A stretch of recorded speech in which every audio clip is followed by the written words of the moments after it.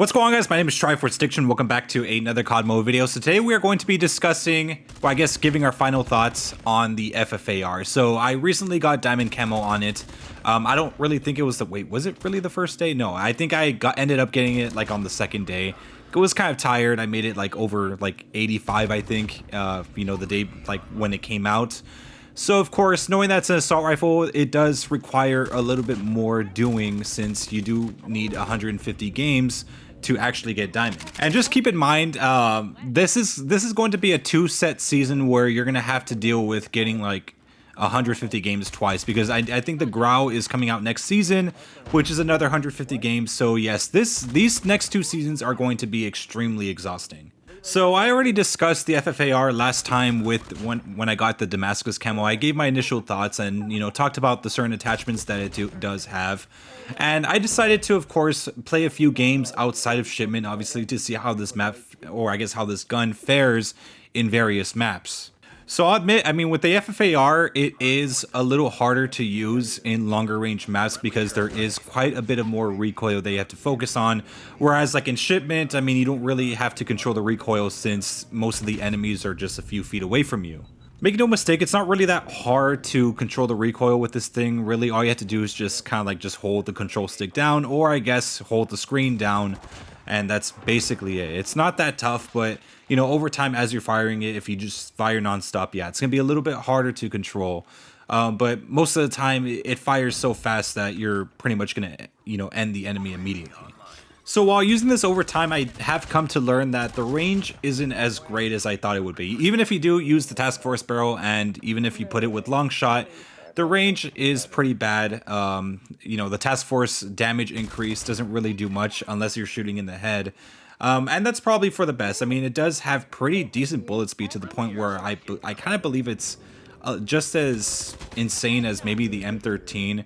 And that's why they're very close to each other. I mean, they're both very, very strong and very fast weapons. Of course, I haven't really made the comparison video yet because I've been focusing on just other things, you know, with this gun and just, I guess, leveling up.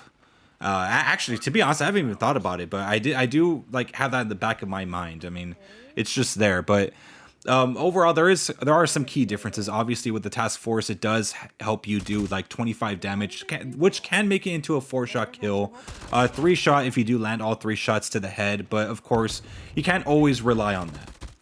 One thing I do have to say also is that, like, despite the power of this gun, I think it does have a little bit too many upsides, to say the least. And I say that because, you know, given how powerful this thing is just, it doesn't deserve to have that type of ADS speed. And keep in mind, I'm using like the 44 round fast mag, and it's still extremely fast, faster than most assault rifles. I know this is not something that's really not new, given the fact that most Black Ops weapons, including assault rifles and SMGs, don't necessarily have any downsides at all, but usually when it comes to extended mags, they typically do have a little bit more serious downsides if you do use some sort of super fast extended mag type of thing.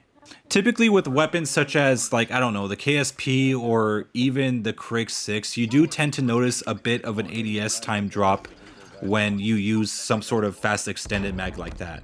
But for this one, it's almost unnoticeable. It's actually, I would say it's still pretty much the same ADS speed as before you even put it on.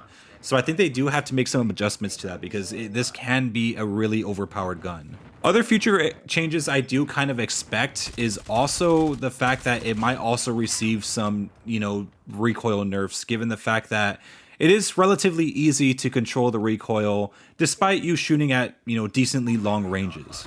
I wouldn't be surprised at one point they might actually nerf the recoil, making it a lot more harder to control, thus having you sacrifice another attachment slot for using, like, let's say a Field Agent foregrip or even the Black Ops foregrip. So now we move on to the class up that I have for you guys. The only thing that I really changed was the stock. So I used the Bandit Steady stock, which basically makes the gun faster. I don't even know why they keep making these types of stock names. Just call it the Agile stock, because usually steady stocks are ones that just increase your ADS bullet spread accuracy as well as making your gun a little bit slower. So I don't know why they keep changing these names around. So at the end of the day, I mean, the FFAR is a very, very solid assault rifle to add to the list. One that I wasn't really expecting that they would, given the fact that, I mean, I think the FFAR at the time was a little too, close to maybe the FR 556, since I guess in some ways they're kind of like the same gun, somewhat.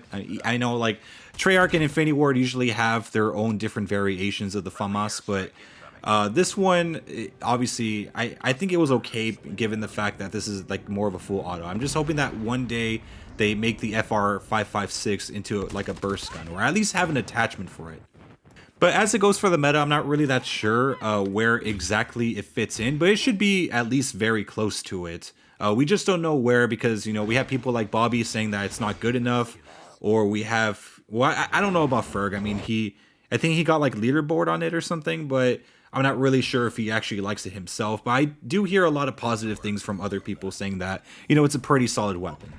But anyways, hope you guys have a wonderful day. Make sure to leave a like, make sure to subscribe for some more COD mode content. I'll see you guys next time.